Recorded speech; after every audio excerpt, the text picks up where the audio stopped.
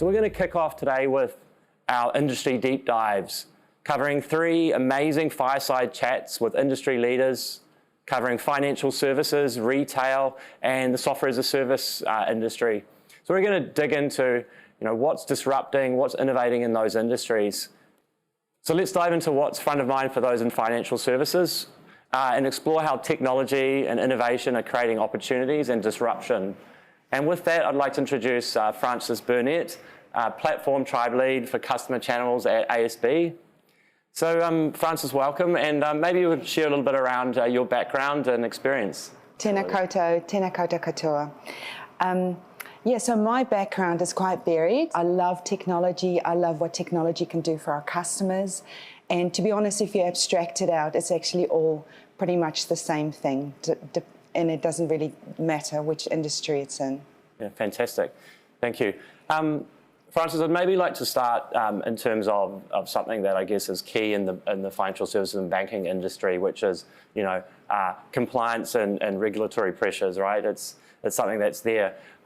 Maybe if you would talk to me a little bit around how technology is supporting financial services and banking from a compliance and regulatory perspective. Start from there. Oh, thanks, Paul. I'm sure everyone in this room and online know the challenge of keeping up with compliance and regulatory requirements. Not only is the price of non-compliance high from a monetary point of view, but it's also can severely impact your brand and reputation of your organisation. So regulatory requirements are constantly emerging, and interpretations and implementation can vary widely across the industry. For financial services, there's a good example, CCCFA, and that stands for Credit Contracts and Consumer Finance Act, and that came into effect on the 1st of December 2021. But what we found is that it's varied implementations, and subsequently there's a ministerial inquiry that will result in some adjustments and changes to provide clarity. So we'll basically have another go at it. But technology plays a huge role in supporting compliance activities. This range from operational tools and procedures for the front line to business logic, data and reporting capabilities. Regulatory changes can require a large change effort, and technology can reduce that effort by guiding our customer conversations, ensuring necessary disclosures and declarations, and adherence to some of the procedures, and make sure that the right information is collected. Yeah. Our modern financial services technology systems are modular and loosely coupled in their architecture, and generally they've got abstracted rule sets. That means that they can be very agile, and you can implement change really quickly, which is really important in this ever-changing environment. But in contrast, some of the legacy systems that a lot of us have, let's be honest, tend to be quite monolithic, and any change is really difficult to implement.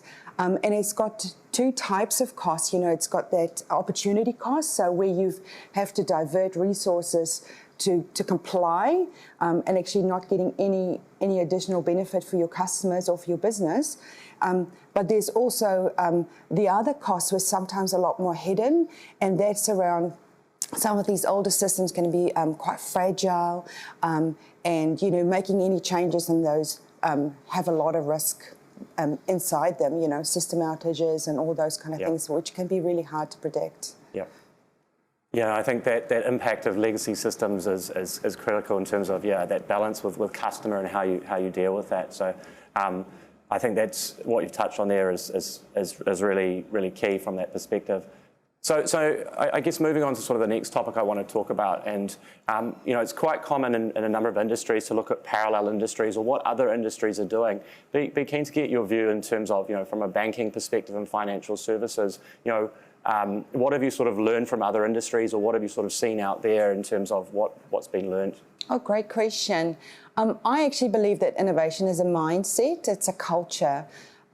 It involves that forward thinking, experimentation, openness to making mistakes and collaboration.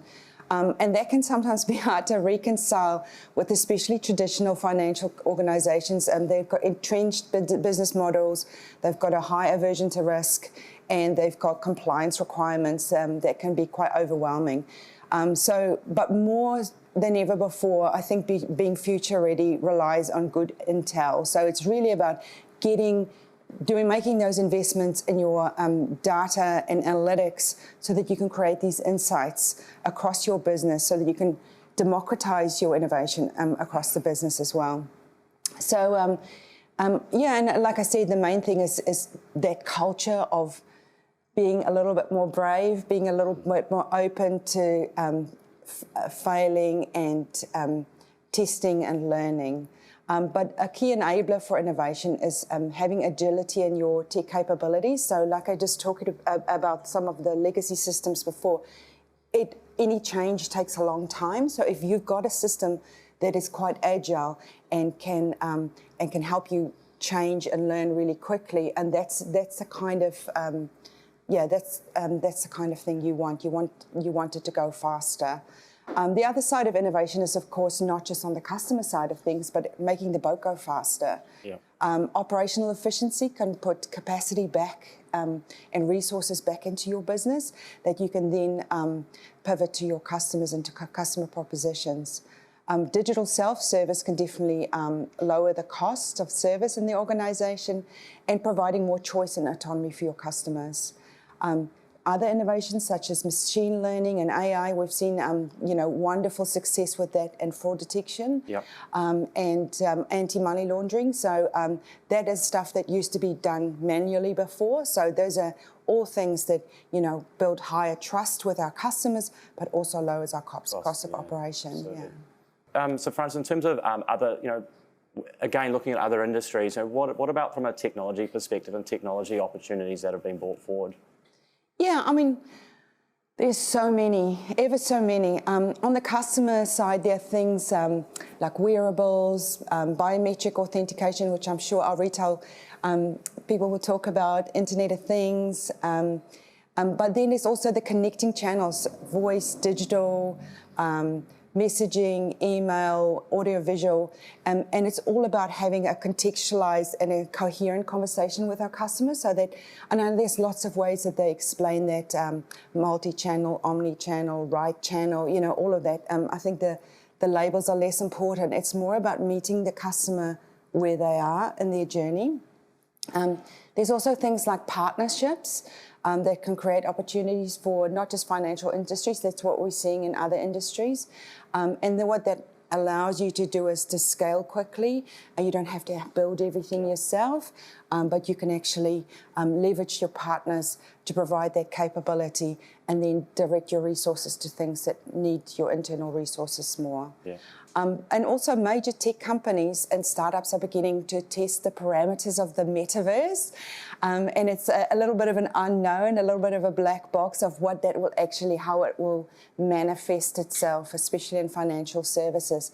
But you've got VR, AR, blockchain, all artificial intelligence. And I think what we need to do in financial services is to start experimenting and start testing some of those so those boundaries, so that we are ready when that definition becomes a little bit more clear. And a lot of the concepts that we need for immersive and persistent digital experiences are already maturing, and we're already talking about those things like interoperability of your digital environments, digital identities, and so forth. You've touched a few times around the customer, and I think I'd like to sort of move into a little bit more, because obviously the customer really should be at the centre of everything that we do. Maybe if we just talk about the customer interaction model and maybe customer interfaces, I guess, what sort of change there in terms of results as a result of technology and changing consumer behaviour? Maybe talk a little bit around that. Yeah, that's my absolute passion, is the customer. And, financial services are human-centred in their nature. In the middle of all the transactions, the rules, the margins, they are humans, and they're either providing or consuming financial services, and be that in a personal or a business capacity. And when you start thinking about the people involved in these services, and in their journeys, it can start providing insight into the opportunities for innovation. COVID era, obviously, fast-tracked a whole lot of interaction models that we had to quickly adopt. So this is all around, remote working, where you often have a customer and an agent both in their own homes, doing business on behalf of an organisation. But the most successful innovators are the ones that go all in to understand their customers, their intents, their stress levels, the things that bring them joy. So we should not just be looking at other fintechs, but also retail, travel, telcos, automotive industry. These are all people who are making amazing innovations. And what is at the center of that is they are thinking about what customers want, need, but they're not always just listening to what the customer's telling them. They're observing, they're using data points to actually draw some of those conclusions. And then they experiment, they test, experiment, and have those kind of, those loops, those feedback loops. And customers are getting quite used to being informed and in charge. And what they say, your customer is their expectation is set by their last best online experience, digital experience. So Uber, thank you. Absolutely. Yeah, so you would know where your Uber is at, when they're going to arrive. So now when they come to your service, they are going to expect exactly the same. They don't want those black boxes of some of the long-running transactions. They want the likes of an Uber. They've got a global investment or a large market to actually invest in that technology, right? Absolutely, absolutely. But to the customer, that expectation is set. So I think we need to think about, from our customer's point of view, what their expectations are as well, and how we can create that transparency for them and give them that power, because I think our customers are hungry to be in power. But it's also about not doing a one-size-fits-all, because we've got lots, especially in financial services, and I'm sure other industries have this, vulnerable customers. So yes, digital self-service is awesome. It's not for everyone. So we still have customers that really need, at a higher anxiety levels, quite unsure about some of the processes. There's money involved, those kind of things that need a lot more hand-holding. So it's about meeting your customer where they are. Yeah, fantastic. Now, if we just start thinking about the product side a little bit, I think many people have been dealing with financial services organisations and banks for a long time, and they're aware of products like everyday transactional banking or mortgages. But maybe what about on the product innovation side? I guess what are you sort of seeing from a product innovation in financial services, and maybe why? Why? Yeah, there's a lot of a lot of drivers. The landscape's becoming increasingly competitive, and the introduction of things like open banking is just going to accelerate that. So that is really going to cause large-scale disruption for our customers' current business model. At the heart of open banking is more control for the customer. Remember how I said that's what the customer wants? And they will be getting it. But it also will create increased competition between service providers. Another a driver would be sustainability. It's the new reality. And there's a variety of environmental, social, governance focus and sustainability and investment companies that have entered the market. For instance, in the US, there's a digital bank called Aspiration, and it lets customers measure their impact with a personal sustainability score based on where they spend their money. Here in New Zealand, we've got our very own carbon click as well. So you've got all these kind of companies and fintechs are latching onto that, where sustainability and environmental concern is becoming a key consideration for our customers. So what banks can do, or financial services can do, is they creating these kind of investment funds that help fund clean energy and energy efficiencies, but also on a micro scale, there's just the way that we do business, with thinking about our products, our services, the supply chain, making sure that our carbon footprint and our pollution footprint is responsible.